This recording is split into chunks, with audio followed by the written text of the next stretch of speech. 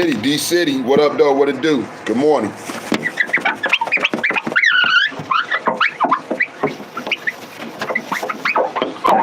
Good morning, CWG.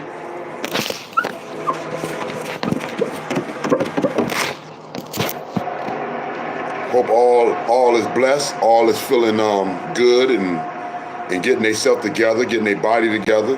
That's what I'm doing.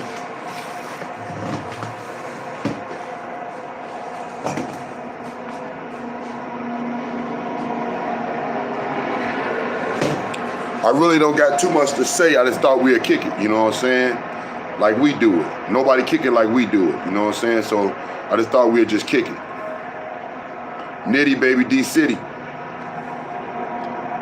Woody woo woo. Daddy, daddy, daddy, daddy, daddy, daddy, daddy. Daddy long stroke. Nitti, baby, D-City. Rock with me, kick it with me, fade with me. Come kick it with your brother, Frank Nitti. D-City, baby.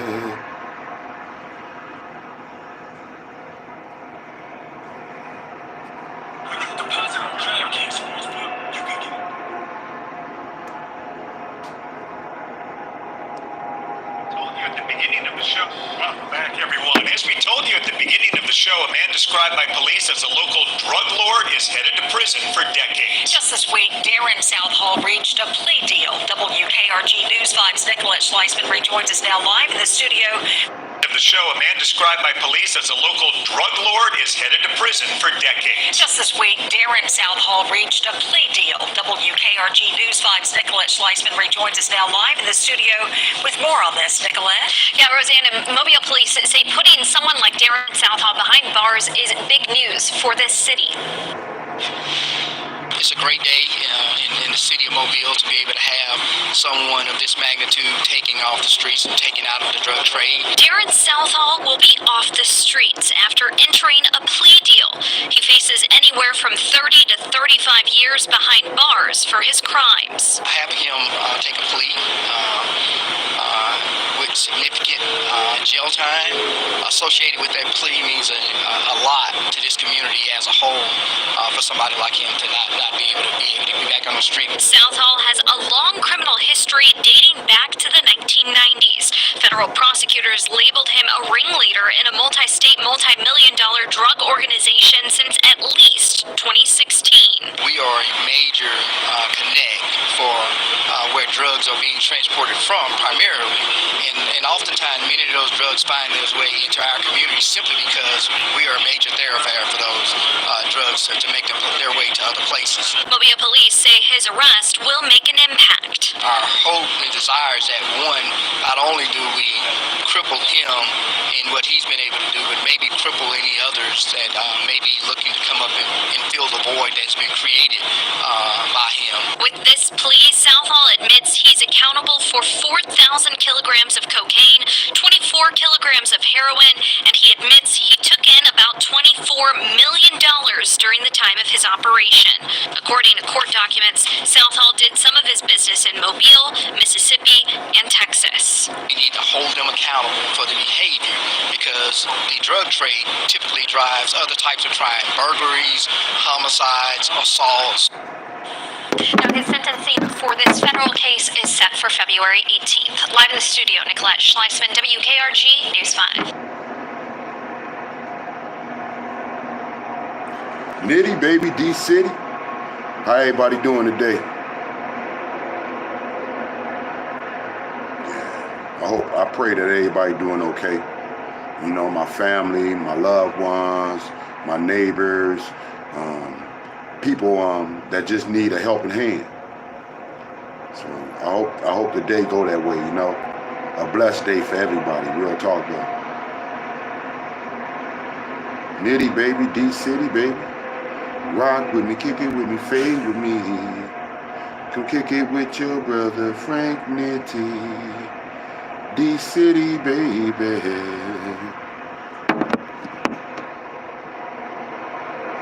I'm not mad with the police. police at all. I ain't upset with you. Your job is to catch me. My job is to not get caught. That's my job. I respect it. I'm in the game. I respect the game. I accept the consequences that come with this life. To provide for my family is kind of heroic in a sense. If you come from a poverty-stricken environment, you know what I'm saying? I got on an elevator, Will. And as the elevator's going down, some guy gets on and says, I'm not mad with the police at all. I ain't upset with you. Your job is to catch me. My job is to not get caught. That's my job. I respect it. I'm in the game. I respect the game. I accept the consequences that come with this life. To provide for my family is kind of heroic in a sense. If you come from a poverty-stricken environment, you know what I'm saying? I got on an elevator, and as the elevator's going. Nitti, baby, D-City, baby. Rock with me, kick it with me, fade with me. Come kick it with your brother, Frank Nitti. D-City, baby. Lucky for you, nothing keeps you connected like AT. Nitti, baby, D-City, baby. Come rock with me, kick it with me, fade with me. Come kick it with your brother, Frank Nitti. D-City, baby. Breaking news, the deadly shooting at a Cancun resort. The new images of guests huddled in the lobby of a five-star hotel after suspected drug dealers opened fire on a beach packed with tourists. Guests... Tonight, breaking news, the deadly shooting at a Cancun resort. The new images of guests huddled in the lobby of a five-star hotel after suspected drug dealers opened fire on a beach packed with tourists. Guests running for cover and hiding in rooms. Tonight, the recent outbreak of violence in Paradise and what we've just learned from police. Also tonight, vaccine mandate fury after the White House announced more than 80 million U.S. workers in the private sector will have to be vaccinated by January 4th or get tested weekly. Florida's governor already saying he'll join a lawsuit with Alabama and Georgia as more than a dozen states threaten legal challenges. The country already seen widespread protests to vaccine mandates. Thousands of New York City first responders now on unpaid leave. Plus, the outrage over the jury selection at the Ahmaud Arbery trial. Only one black juror selected in the trial of three white men accused of chasing and killing Arbery through a Georgia neighborhood. That chilling video capturing his final moments. The judge saying there appears to be discrimination, but the trial is continuing anyway. Deep freeze. More than 100 million Americans experiencing bitter cold temperatures with frost and freeze alerts stretching from New Mexico to New England. How long is the cold expected to last? Officer choked suspect. The Colorado police officer arrested after body cam footage shows him placing his hands around the neck of a handcuffed suspect. The charges he's now facing. And growing questions for Aaron Rodgers, the star quarterback testing positive for COVID-19. So has he been violating league protocols all season? Top story starts right now.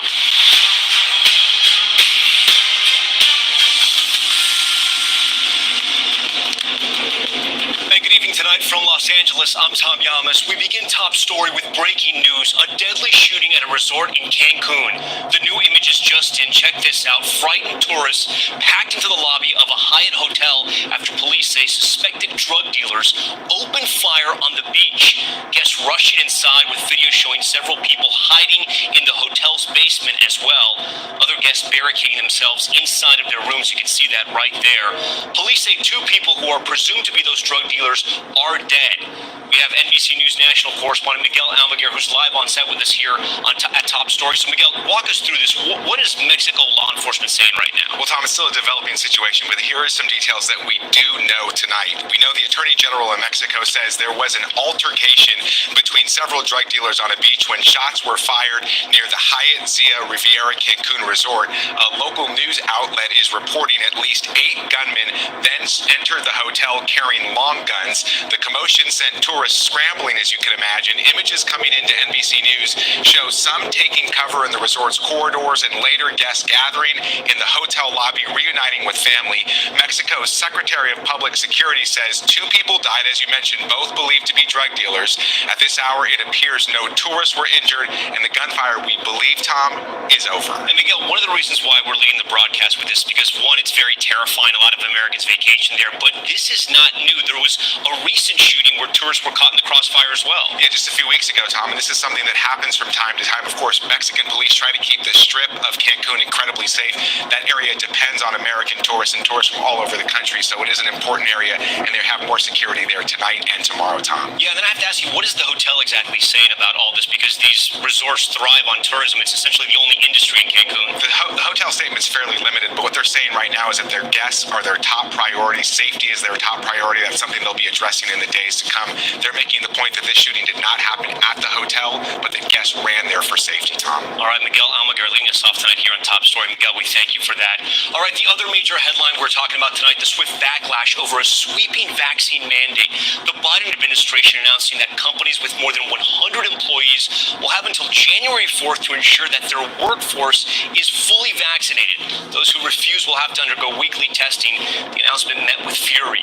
Florida's Governor Ron DeSantis called it an abuse of power. He's among lawmakers in at least a dozen states now threatening lawsuits. And it comes amid widespread pushback on mandates from municipal workers. Thousands of first responders in New York City off the job tonight. NBC's Gabe Gutierrez has the latest. After months of vocal opposition, yet remarkable compliance, the new COVID vaccine mandate covers a staggering 84 million people, 2/3 of the U.S. workforce. It requires companies with 100 or more employees to ensure they're either fully vaccinated against COVID by January 4th or tested weekly. The order does not require employers to pay for the test, though union agreements might require some employers to foot the bill. The idea behind this is not to spend hours and hours and a lot of public money in court. The intent behind this is to get the health and safety of workers in the workplace, put that front and center. U.S. Labor Secretary Marty Walsh says the rule will be administered by OSHA, the Occupational Safety and Health Administration. Fines could reach nearly $14,000 per violation. How exactly do you plan to enforce this? Yeah, OSHA's done this work for over 50 years, and employers know the way to work with OSHA on this thing. Starting December 5th, covered employers will also be required to give workers paid time off to get vaccinated, as well as sick leave to recover from side effects. Today, during a Senate hearing, CDC Director Rochelle Walensky and Dr. Anthony Fauci defended the Biden administration's COVID response. We know that mandates work. If you look at, for example, the percentage of people in United Airlines or in the Houston Medical Association or in other organizations that have mandated, it works 99+%. But mandates remain a flashpoint across the country. From Los Angeles today, No one should lose their job over a vaccine mandate. Lucky for you, nothing keeps you connected like AT&T 5G. Is that right? Nitti, D-City, baby. Rock with me, kick it with me, fade with me. Come kick it with your brother Frank Nitti. D-City, baby.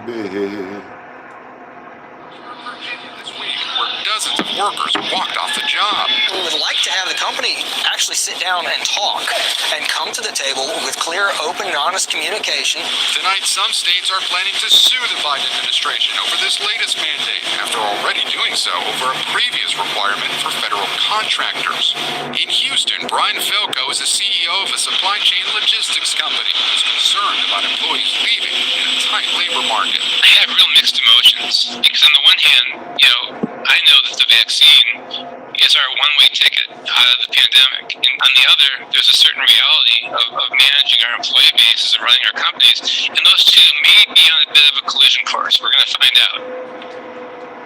All right, and speaking of collision courses, Gabe Gutierrez joins us now. Gabe, what about states like Texas that have laws or executive orders banning vaccine mandates? Yeah, Tom, the Biden administration says that because this new rule is under OSHA, it supersedes any local restrictions. Of course, opponents will no doubt take this to court.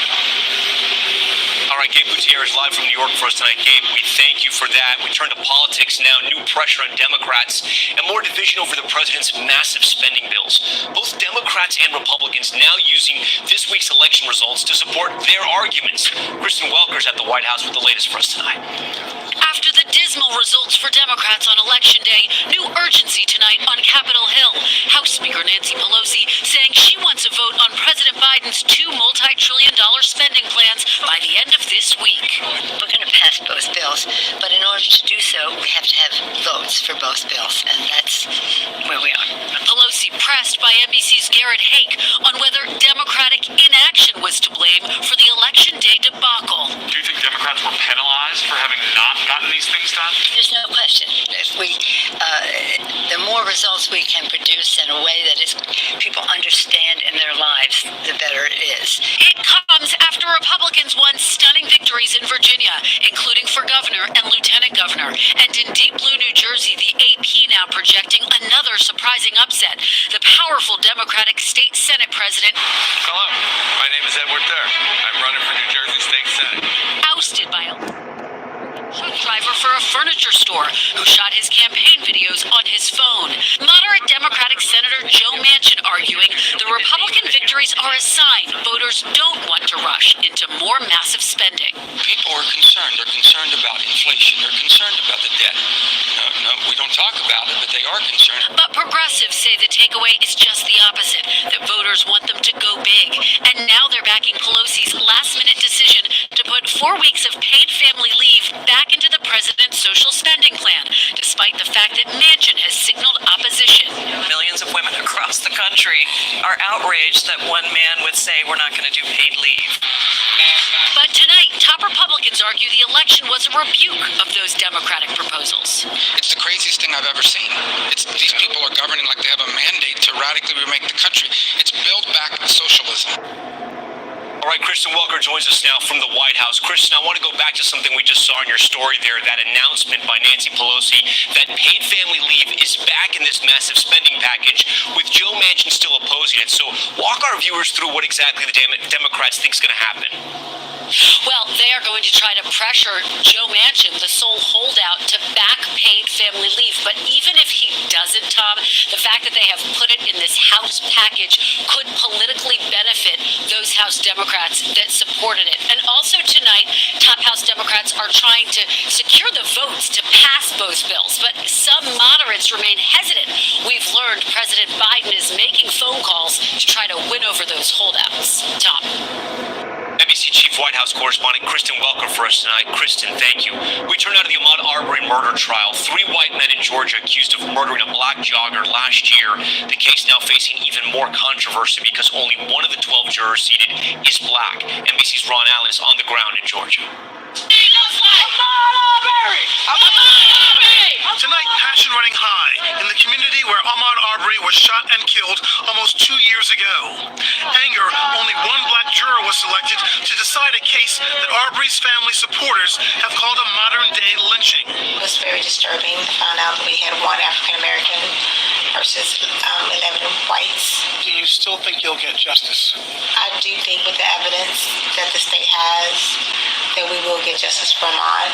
Gregory McMichael, his son Travis, and a neighbor, William Roddy Bryan, faced 9 counts each, including murder, aggravated assault, and attempted kidnapping. Accused of chasing, shooting, and killing Arbery, they've all pleaded not guilty. Now, after questioning hundreds of potential jurors in a county that's about 26% black, 11 white and 1 black juror selected. The defense using its legal challenges to eliminate 11 potential black jurors from the jury pool on the final day. This court has found that there appears to be intentional discrimination. He added, Georgia law prevents him from taking action because the attorneys gave reasons other than race for the dismissals, like insisting the prospective jurors could not be impartial. That's really what the court has to decide. Are those race-neutral explanations that were offered, are they satisfactory? And in this case, the judge said that he did find them to be satisfactory. Now, prosecutors expected to cite Arbery's race as a significant factor in his death, and the defendants expected to say they were attempting a citizen's arrest of a robbery suspect, acting in self-defense. All right, Ron Allen joins us now from Brunswick, Georgia. Ron, this trial already getting off to a controversial start. What do we know about the timing of this case, and when might we see a verdict? Well, The judge has told the jury to expect the trial to last 2 to 3 weeks. Everyone seems to hope that it ends before Thanksgiving, but that seems to be optimistic when you consider the fact that jury selection took 2.5 weeks, and that usually just takes a couple of days. There's a lot of emotion, a lot of passions around this trial. There are a lot of people who think these defendants are guilty. There are a lot who think they are innocent as well. You'll remember that we are up to the 5th prosecutor in this case because so many people know each other in this community, and there's even one prosecutor who's facing criminal charges because of her role in the initial stages of the case. But the bottom line is that opening statements begin tomorrow, and then we'll see from there. I expect that every step along the way there will be fights about witnesses, testimony, documents, you name it. It's going to be a very hard-fought battle. Tom? Ron Allen for us tonight from Georgia. Ron, thank you. We want to turn now to concerns overseas. A chilling new Pentagon report is highlighting China's growing military power, including its rapidly expanding nuclear arsenal. NBC's Lester Holt asked Chairman of the Joint Chiefs of Staff, Mark Milley, if the U.S. is in danger of losing an arms race with China. Do we have the capability to match what we just saw from China? Well, I won't go into anything classified, but I would just say that test that occurred was a very significant test. In my view, we're witnessing one of the largest shifts in global geostrategic power that the world is witnessing. All right, we want to talk about more with this with NBC's Pentagon correspondent Courtney Cubey. She joins us now from Washington. So, Courtney, this new report says China is accelerating its nuclear weapons program. How quickly is this operation growing?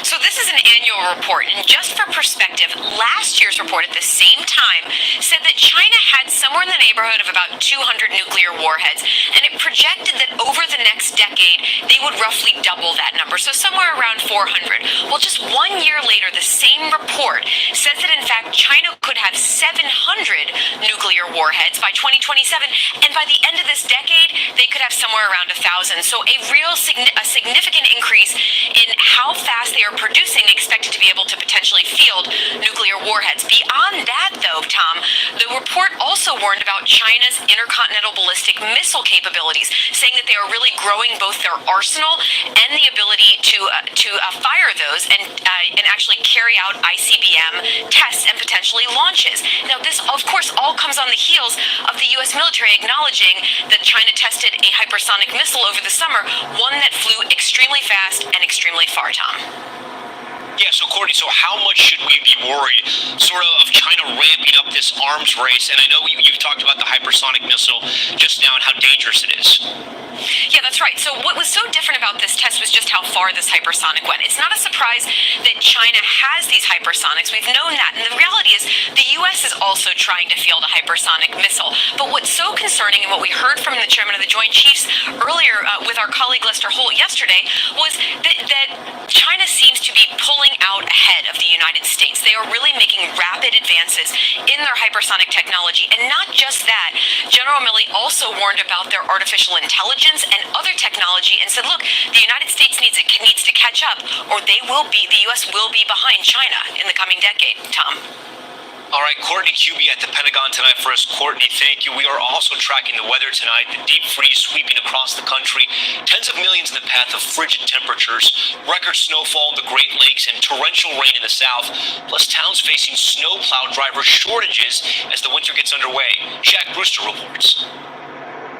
Tonight, more than 25 million people under frost and freeze alerts nationwide. Weather is dipped a bit, so we're getting out the jackets. The first snow of the season falling in the Midwest and Northeast. Nearly a foot of snowfall, setting a record near the Great Lakes. Suddenly it just got to like 20, 30 degrees, and now we're just trying to make it work. Little Rock, Memphis, Nashville, Charlotte, and Raleigh among the cities facing down this big chill. With more than 106 million people experiencing temperatures at or below freezing. The entire Mid-South under a freeze warning between 1 and 9 a.m. heading into Friday morning. So again, cover up any tender vegetation. Lake effect snow coming down overnight in Jamestown, New York, the state's first measurable snowfall of the season. And a storm system threatening the south, rain coming down in Texas. But as the cold weather ramps up, Some areas worried they won't have enough snowplow drivers to handle it. This is a problem that's gone on the last few years, and it's getting worse. In Massachusetts, several towns facing a shortage of drivers, one offering up to $155 an hour for workers. I can't respond to the needs of the town and the community that I work for, and then who's going to fill that void? All right, Shaq Brewster joins us now from Chicago. And Shaq, usually we expect the weather to get this cold, but in a lot of parts of the country, it's starting so late in the year. Great point. Chicago didn't experience its first freezing temperatures until about 2 days ago, which was about 2 weeks later than the average, which is about October 19th. But that makes sense. We saw across the country, and especially here in Chicago, that October was one of the warmest months on record. It actually broke records in cities like Baltimore, Syracuse, Toledo, Ohio, when you saw temperatures about 5 to 9 degrees above average. Tom? All right, Shaq Brewster tonight from a chilly Chicago. Shaq, we thank you for that. We head to Colorado now, to the officer arrested after police released body cam video appearing to show him using a chokehold on a woman. He's now facing an assault charge after a fellow officer reported him. Isa Gutierrez has more. This body camera video from Colorado police appears to show a woman spitting at an officer, and the officer reacting like this. Spit on me?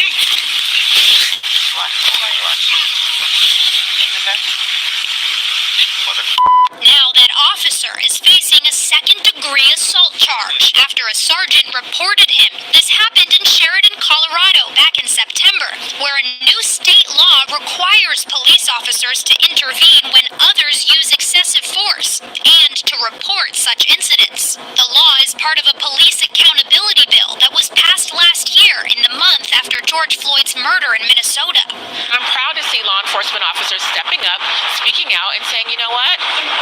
We're not going to do this anymore. We're going to change the way that our culture is. According to a statement from the Sheridan police chief, the woman detained in the September video was a shoplifting suspect. After getting off the ground following the incident with the officer, she's led to a police vehicle.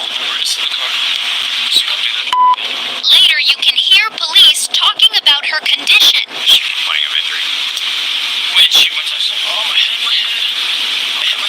Police issued a statement saying she was cleared at the hospital with no apparent injuries. Police also say the officer facing charges was immediately placed on administrative leave following the incident. All right, Issa joins us now live from 30 Rock there in New York. Issa, I want to know a little bit more about this law that was passed in Colorado last year in the wake of George Floyd's murder. Yeah, Tom. So in the state of Colorado, if an officer does not intervene or does not report an incident where another officer uses excessive force, they can be charged with a misdemeanor. By the way, Tom, we did reach out to the officer, Officer Ralph, who's facing the charges, and he did not respond. We did also reach out to his attorneys. They declined to comment. Okay, Issa, thank you for that. Still ahead tonight, more allegations of set sabotage. The armorer for the film Rust reinforcing claims that someone may have put real bullets in a box of dummy rounds before Alec Baldwin fired a fatal shot. Plus, the search tonight for a missing mother who disappeared while looking for her son. A grisly discovery just made suggesting foul play may have been involved.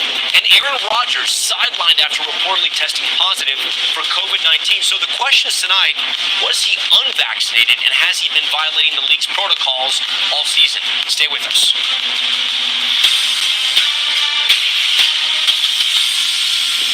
Lucky for you. Nitti, D-City, baby. Rock with me, kick it with me, fade with me. Just trying to get my head together this morning. You know, taking it one step at a time. You know. And I appreciate you trying to, I appreciate you stopping in and kicking it with me. Her lawyer's claims, saying someone may have mixed in real bullets with the dummy rounds. Miguel Almaguer again for us tonight. Tonight, the armorer from the movie set Rust, making a new statement about the Alec Baldwin shooting that left a crew member dead. Hannah Gutierrez-Reed's lawyers doubling down on claims there was sabotage on the set, saying no one could have anticipated that someone would introduce live rounds into this set. Her attorneys had first indicated a live round had been intentionally mixed in with blanks without the knowledge of Gutierrez-Reed.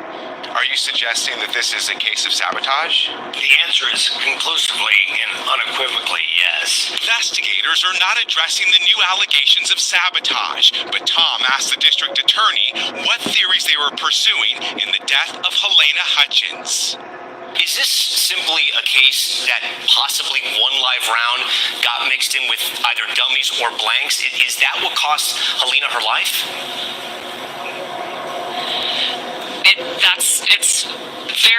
It's very likely that is something that's one of the scenarios that we are exploring, and it is likely that that's what happened.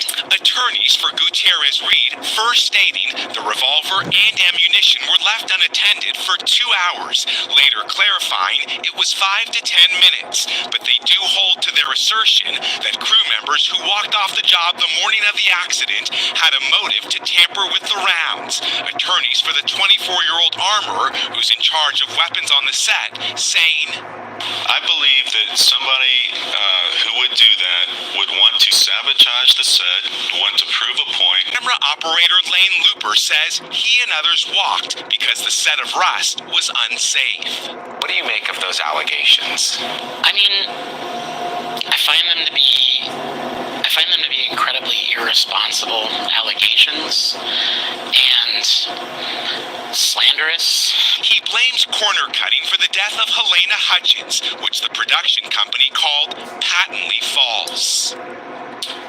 All right, Miguel joins us again now live on set. You know, Alec Baldwin has said the movie has shut down. Is it going to be hard for investigators to re-interview witnesses? It's not going to be as easy as they'd like it. Last check, Alec Baldwin was still in Vermont. The armorer lives here in Los Angeles. The assistant director lives in Phoenix, or I should say in Santa Fe. And a lot of the people that took part in this set are all scattered across the country. Everyone is apparently cooperating in this investigation. It's going to be a matter of getting people back to the sheriff's department, which could take time. Yeah, so many people want answers right now. All right, Miguel, we thank you for that. When we come back, violence on board, a number of unruly passengers at an all-time high. Now, dozens of those cases turned over to the FBI. And Nicaragua preparing for a presidential election while the U.S. and other countries are already opposing the results. Stay with us.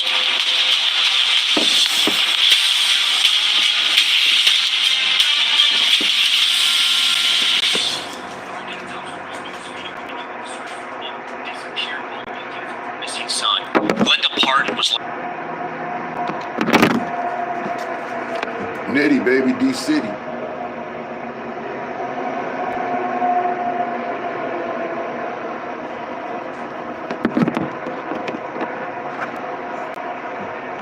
was last seen over a week ago in Tulsa County, Oklahoma. Her car was found on the side of the road the next day. Officials say she was looking for her 59-year-old son and his friend Jack Grimes, who has since been found dead. His death ruled a homicide. Authorities say all three people are involved in the horse business and they are not ruling out foul play. The FAA says it has submitted 37 unruly passenger cases to the FBI for criminal review. The referrals are in addition to civil penalties and any criminal charges brought on by local authorities. The agency says more FBI submissions could be on the way as they continue to investigate the nearly 5,000 reports of unruly passengers this year. And a major headline from the health world, a new study finds HPV vaccines cut the risk of cervical cancer by nearly 90%. The UK study finding the first-generation vaccine also significantly reduced the risk of precancerous changes that can be caused by the virus. Researchers calling it a, quote, historic moment. And it's that time of year again. This year's Rockefeller Center Christmas tree has been picked. The 79-foot-tall Norway spruce will come from Elkton, Maryland, about an hour and a half north from Baltimore. It's the first time the tree will come from Maryland. The spruce will arrive in New York City on November 13th after a 145-mile journey.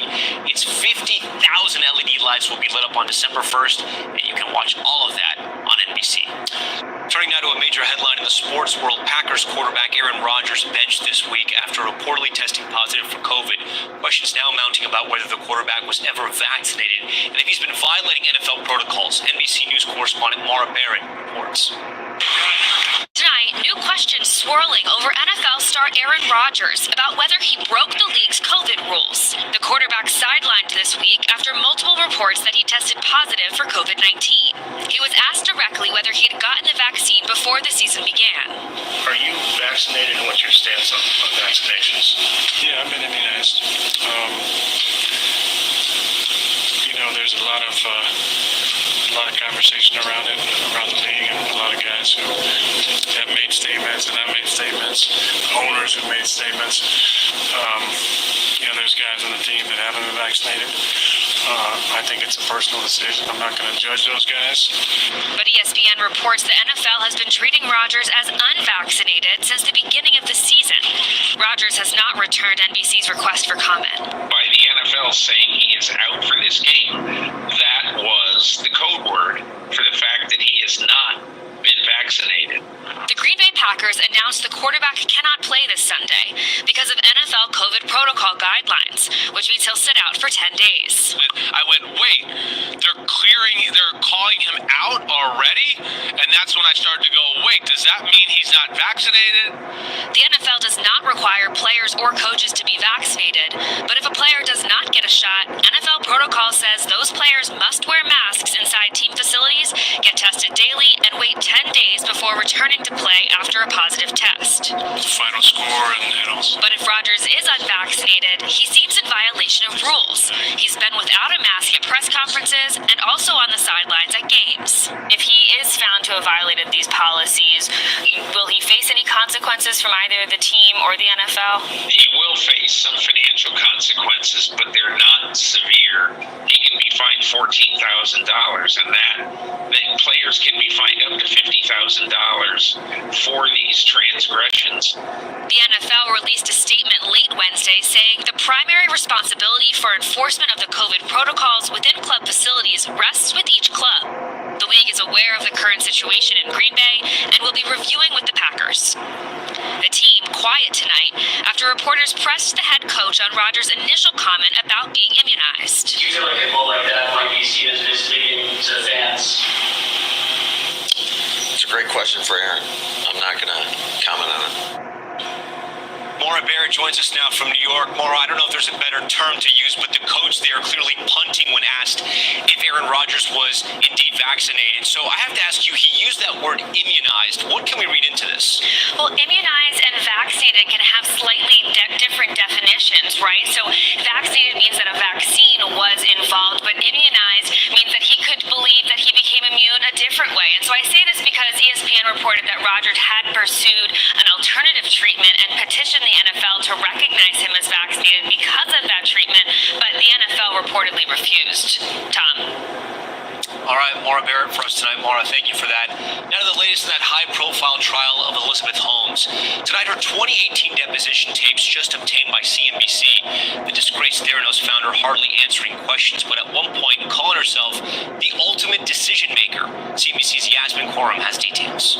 She was the world's youngest self-made female billionaire who was never at a loss for words. But as you'll see, in this nearly 4-hour deposition obtained by CNBC, it was a much different Elizabeth Holmes who hardly said anything. Yes. The date, June 27th, 2018. Just 12 days after Holmes, the founder and CEO of Theranos, and company president Sunny Balwani were indicted on charges of fraud and conspiracy to commit wire fraud.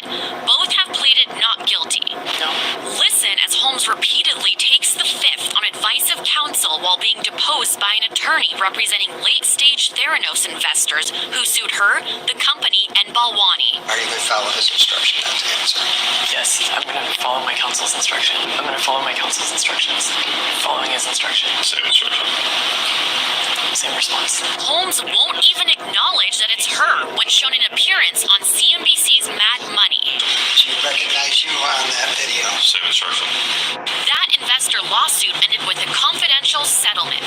If Holmes does take the stand in her own defense, she won't be allowed to take the fifth, and she'll likely face a barrage of questions from prosecutors about what she told investors and patients. questions. Questions she answered in detail in this SEC deposition from 2017.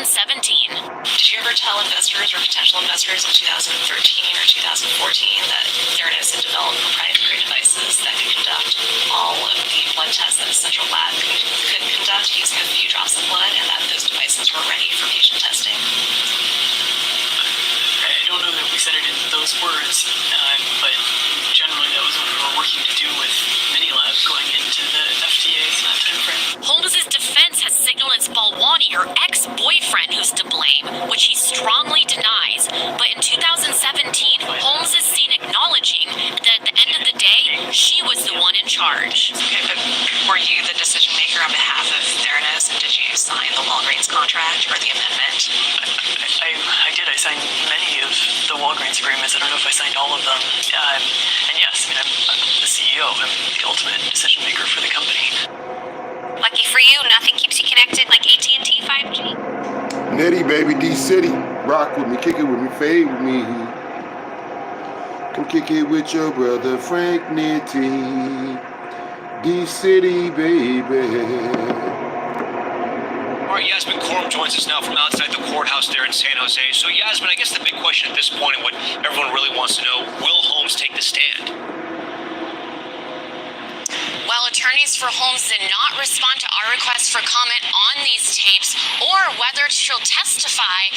Inside the courtroom, Elizabeth Holmes has not yet spoken. She wears a mask, so jurors have not seen any sort of emotion from Holmes. This could work in her favor. They could see her as a sympathetic character sitting among her attorneys. Legal experts tell me it's very risky to put Elizabeth Holmes on the stand, but they would do it if they feel like they're losing the case and it could help them. That, of course, would, force the government to use her own words against her, and most certainly, these deposition tapes you just saw would come back and haunt her. Tom? All right, Yasmin Corum making her top story debut. Yasmin, great to have you tonight. We want to turn back to politics after Republicans pulled off a win in the Virginia governor's race this week. All eyes now looking ahead to 2022. Multiple governor seats up for grabs in key swing states. The influence of former President Trump still looming large. NBC correspondent Vaughn Hilliard spoke with two candidates who are already raising concerns about the legitimacy of the 2024 election. I think the America First movement has been the most important political movement in this country. This is Carrie Lake. She is at the heart of this story, a candidate for office in 2022 who could throw the U.S. into election chaos in 2024. In the last 24 hours, you said the 2020 election was stolen. Would you have certified Arizona's results? Hell no. Carrie Lake. Lake, a former Phoenix local news anchor, caught Trump's attention over the summer. Wow! This could be a big night for you. She is now Trump's pick to be Arizona's next governor. This is Trump Eyes' own 2024 comeback. He already has a following of candidates like Lake who refuses to say that she would have certified the 2020 election. How close to a constitutional crisis were we? I think we came very close to a constitutional crisis. Trump pressured current Arizona Governor Doug Ducey last year, but Ducey did not back down, even silencing a call from the White House. As he officially signed and certified Arizona's vote for Biden. Governor Ducey was horrible. He was missing in action. Now Lake is looking to replace him. Doug Ducey should have never certified that. But it's not just Arizona. It's Georgia, Michigan, Nevada, Pennsylvania, Wisconsin. All these swing states have races for governor in 2022. Those states' governors in 2020 all signed off on their state's results. But in 2024, many of those people, those heroes of our democracy in 2020 will be gone in 2024. In Georgia last year, Trump called on the state's Republican governor, Brian Kemp, to resign after he, like Ducey, made Georgia's Biden win official. Then, less than a week later, on the morning of the January 6th insurrection, Donald Trump has just begun. I'm a part of his team, and we're going to take back this country. That man, Vernon Jones, a Georgia legislator, taking to the stage in Washington in defense of Trump. He is now running for governor. He's a great guy. He's smart. He's tough. Vernon Jones. I stand for free, fair, and transparent elections. If you were to win the governorship, why should one trust that you would certify the election results in the state of Georgia in 2024 if Joe Biden were to win a re-election or another Democrat? Well, see, that is your narrative. That's what you want to push. But what I am saying to you... But you're not even willing to say that you would certify the 2020 election. I will certify anything that's legal. Some states also require the sign-off of their Secretary of State. Trump trying to influence here too. In Arizona, backing Mark Fincham, a state legislator who is also outside the Capitol on January 6th, and supporting Jody Heiss, who is trying to beat Brad Raffensperger in Georgia. Lake is already making campaign stops. It's my second Curlink event. This week, Lake throwing what she calls an election integrity rally. November 3rd, we witnessed that steal go down. Multiple reviews in Arizona and Georgia found no major voter fraud that would have impacted the outcome, but no mention of that here. In 2024, would you be willing to put the country in a position potentially of a constitutional crisis by not certifying Arizona's results? In 2024? If you were governor, that would come down to you. I think we need to, let's just take it slow here and get through decertifying. I think we need to decertify our election right now. I don't want to look into hypotheticals. But still, next year's governor's races with ripple effects for the 2024 presidential election. Let me ask you, Vaughn, would you certify a crooked, corrupt election? Would you certify a crooked, corrupt election? Just to make peace. Yes? No? That's not how I operate. I do what's right. All right, Vaughn Hilliard, questions reversed there. Interesting moment there. He joins us now live from Phoenix. So, Vaughn, I guess the big question is, what happens in 2024 if a governor were not to sign their state's results and certify those elections?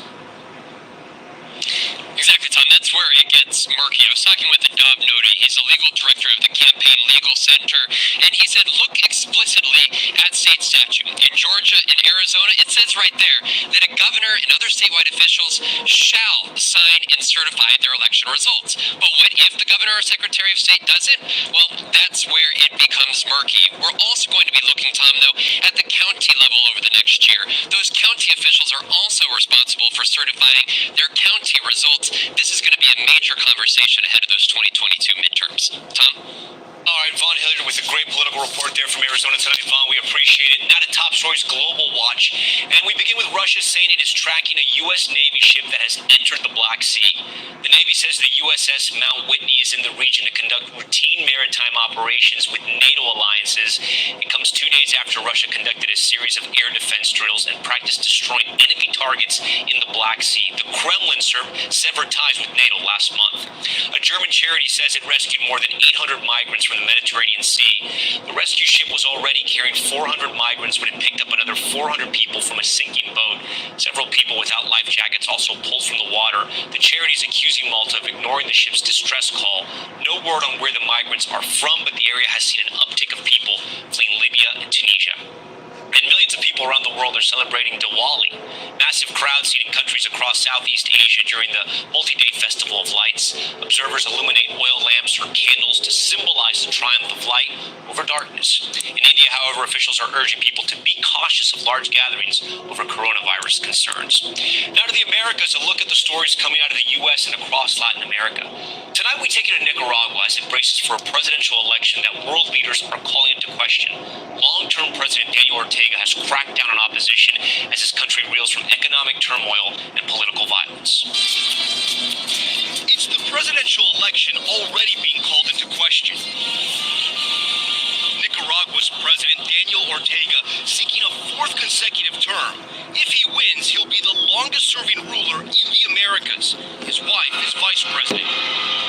And he's making sure he doesn't lose this race by detaining 7 of his opponents, also running for president, and jailing countless dissidents. The Biden administration preparing to ramp up sanctions. In a statement, Secretary of State Antony Blinken said the Ortega government is preparing a sham election devoid of credibility by silencing and arresting opponents and ultimately by attempting to establish an authoritarian dynasty unaccountable to the Nicaraguan people. Ortega first served from 1984 to 1990 and most recently re-elected in 2007. The 75-year-old now doing everything in his power to crush the opposition, most notably eliminating presidential terms and silencing the media. This week he faced a new obstacle. Meta Platforms, Facebook's parent company, said it had removed more than 1,000 corrupt accounts linked to Ortega's government. In a report they write, this was one of the most cross-government troll operations we've disrupted to date, with multiple state entities participating in this activity at once. Meta Platforms saying the accounts were trying to manipulate public discourse by using fake accounts to build personas across platforms and mislead people about who's behind them. The company claims multiple government agencies were contributing to the fake accounts. But these so-called troll farms haven't always been around. The report said they were launched after the massive protests against the government in 2018. The protests were sparked after a move by the government to reduce welfare benefits and erupted into an outcry against Ortega's government and political arrests. The violent clashes resulted in the deaths of more than 300 people. It left thousands injured and put hundreds of protesters in jail. The arrest didn't stop with protesters. Si están viendo este video es porque he sido incomunicado o capturado. This summer, the Ortega administration arrested several presidential challengers, effectively destroying the opposition and campaigning unopposed. I guess you could say that the best way to make sure you win an election is if nobody's running against you. Jorge Castañeda is a professor at NYU and a former board member of the Human Rights Watch, and warns the U.S. and other nations need to be strategic in dealing with Nicaragua to prevent an immigration crisis. In Nicaragua, people are suffering. While it makes a lot of sense for the United States and the European Union and others to impose sanctions on Nicaragua for violating a series of international commitments it has on democracy and respect for human rights, those very sanctions can create an even more difficult economic situation, leading to more migration from Nicaragua northward. And we will be covering that election over the weekend. We'll bring you the results on Monday. Coming up, a years-long battle coming to end in New York City. The major win for taxi drivers that will now pull many of them out of crippling debt as the popularity of rideshare apps continues to soar. Stay with us.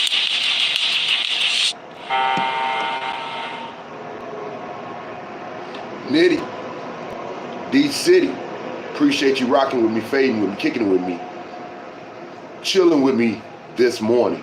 I appreciate you. Real talk, though. Back now with a major victory for taxi drivers in New York. The city striking a deal to lower crippling debt, burdening thousands of cabbies, some of them driven to suicide as the price of medallions skyrocketed. The agreement bringing an end to a weeks-long hunger strike. Our Zincle Esamoah was there in the front seat the final days of protests. Cab drivers blocking bridges. Elected officials under arrest. Protesters camping outside City Hall and leading a 15-day hunger strike. The reason? Mayhem with medallions, the permits allowing taxis to operate in major cities. Now New York reaches a deal after years of cabs calling for change. The city just put me into this nasty, horrible nightmare. Taxi industry leaders promoted medallions while artificially inflating their price. Today, cab drivers are deep in debt after the investments, once worth more than $1 million, have dwindled in value. The 2014 medallion market crash sent hundreds into bankruptcy. Reports showed lenders pocketing millions, leading drivers to dire decisions. I bought this medallion 2006. I have an American dream. I make money. I pay $410,000. Richard, a 63-year-old immigrant driver, and his brother, Kenny, took out loans for medallions, Kenny paying over $700,000. He not make money. He lost everything. He lost investment. He lost retirement. And he committed suicide. That year, at least 3 taxi drivers took their lives. Workers now also facing stalled business with the pandemic and a surge of ride-hailing apps. I think it's a fight fundamentally about worker dignity. It's also a fight about immigrant justice and racial justice. The new deal expands a city financial relief program with Marblegate, a primary lender. It includes a city-backed taxi medallion guarantee, $170,000 maximum debt, and a 5% interest rate and capped monthly debt payments. Though not every taxi loan lender is on board, drivers, like Richard, feel yellow cabs, once in the red, now face a green light toward hope. Brian Sinclair joins us now from New York. So Sinclair, how are the drivers you met reacting to the news today? Yeah, Tom, I spoke with drivers and union reps, and overall, they're ecstatic and so excited, not just because debts have been lowered for drivers, but because, as they say, they did not compromise. I spoke with one driver who is a father of four, an immigrant from West Africa, Ivory Coast, and he said he's most glad that they did not yield on demand so that his children don't have to inherit his debts. Of course, after 15 days of hunger strikes, they're also very happy to finally have a meal. Tom? Okay, Sinclair, thank you for that. When we come back, the perfect match. The husband desperately needing a liver, his wife stepping up to save him. Incredible story next.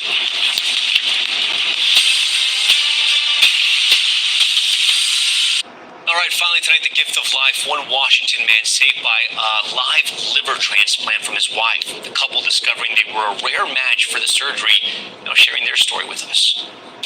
In 2016, college sweethearts Keith and Sarah James made the promise to be with each other in sickness and in health. The couple raising 2 children in Washington State's beautiful Yakima Valley. The future looked amazing, but there was something in Keith's past that had always troubled him. Ever since college, I've had abnormal liver function tests anytime I get blood work. Months into the pandemic, he received some news that shook his life and his family. So it was summer of 2020 that his specialist told us, I can't tell you when you're going to need a transplant, but I can tell you you're going to need one. Keith was added to the transplant list, but the wait for a liver could take years. So if he had had to wait for a deceased donor, really he very likely would have had to wait a very long time to get a new liver. So he would have had to miss years of our kids' lives because he's sick. His doctors at the University of Washington School of Medicine telling the couple about a rare procedure, live liver donations. Keith had to find someone who had a healthy liver to donate and was a blood type match. His wife immediately raised her hand. And I told him, well, I'm obviously going to get tested. And he was like, no, you're not, because that makes me scared for you. There was always that fear that, something would go wrong and one or both of us could die. But it turns out this couple's love runs deep. Sarah was not only a perfect match as a spouse, but also with her blood type. Dr. Mark Sturnevant was their surgeon. Only about 6% of people that undergo live donor transplant in the U.S. is from a spouse, so it's actually pretty uncommon. Sarah and Keith heading into surgery together, the couple holding hands as Sarah saved Keith's life. We're just really thankful that we had this as an option, and I'm really thankful that I could be the one to do it, because we just don't know what life would have looked like without it as an option. If you have somebody like Sarah James who comes forward, you can move ahead with transplant in a pretty rapid fashion, and that's a huge benefit to really the recipient as well as the family as a whole. The couple now recovering, but doing it with their children, the family intact, living examples of the power of love and science. And we thank the James family for sharing that story. We thank you for watching. Thanks so much for watching Top Story all week. I'm Tom Yamas in Los Angeles.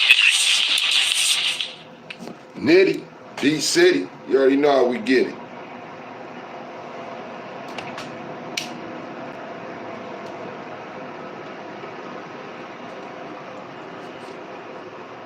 Good morning. Good afternoon.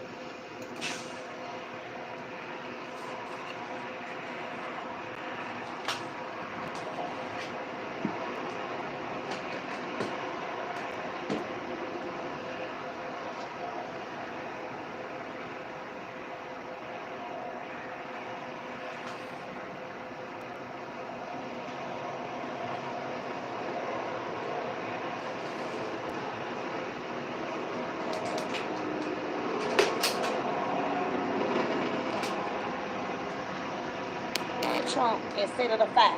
While the motive remains unknown.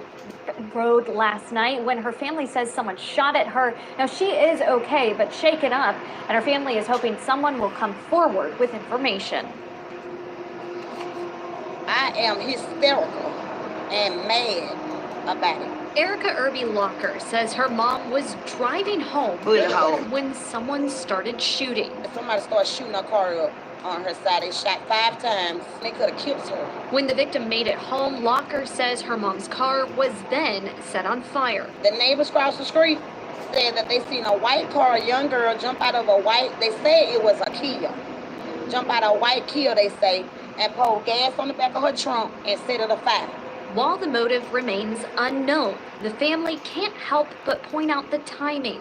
The attack came on the same day the victim's grandson, Crossan Malden, was booked and charged with murder. He's accused of shooting and killing a man outside the Family Dollar on Pleasant Valley Road last week. Y'all need to stop this because the parents don't have nothing to do with it. The family don't have nothing to do with it. What y'all doing is more people finna go to jail. Now, both the fire and the shooting remain under investigation. Her family says someone shot at her. Now, she is okay, but shaken up, and her family is hoping someone will come forward with information. I am hysterical and mad about it. Erica Irby Locker says her mom was driving home when someone started shooting. Somebody started shooting her car up on her side. They shot 5 times. They could have killed her. When the victim made it home, Locker says her mom's car was then set on fire. The neighbors across the street said that they seen a white car, a young girl jump out of a white, they said it was a Kia. Jump out of a white Kia, they say, and pour gas on the back of her trunk and set it afire. While the motive remains unknown, the family can't help but point out the timing. The attack came on the same day the victim's grandson, Crossan Malden, was booked and charged with murder. He's accused of shooting and killing a man outside the Family Dollar on Pleasant Valley Road last week. Y'all need to stop this because the parents don't have nothing to do with it. The family don't have nothing to do with it. What y'all doing is more people finna go to jail. Now, both the fire and the shooting remain under investigation. I ain't upset with you. Your job is to catch me. My job is to not get caught. I'm not mad with the police at all. I ain't upset with you. Your job is to catch me. My job is to not get caught. That's my job. I'm not mad with the police at all. I ain't upset with you. Your job is to catch me. My job is to not get caught. That's my job. I respect it. I'm in the game. I respect the game. I accept the consequences that come with this life. You're not mad with the police at all. I ain't upset with you. Your job is to catch me. My job is to not get caught. That's my job. I respect it. I'm in the game. I respect the game. I accept the consequences that come with this life. I'm not mad with the police at all. I ain't upset with you. Your job is to catch me. My job is to not get caught. That's my job. I'm not mad with the police at all. I ain't upset with you. Your job is to catch me. My job is to not get caught. That's my job. I respect it. I'm not mad with the police at all. I ain't upset with you. Your job is to catch me. My job is to not get caught. That's my job. I respect it. I'm in the game. I respect the game. I accept the consequences that come with this life. To provide for my family is kind of heroic in a sense. I'm not mad with the police at all. I ain't upset with you. Your job is to catch me. My job is to not get caught. That's my job. I respect it. I'm in the game. I respect the game. I accept the consequences that come with this life. To provide for my family is kind of heroic in a sense. If you come from a poverty-stricken environment, you know what I'm saying? I got on an elevator, and as the elevator's going.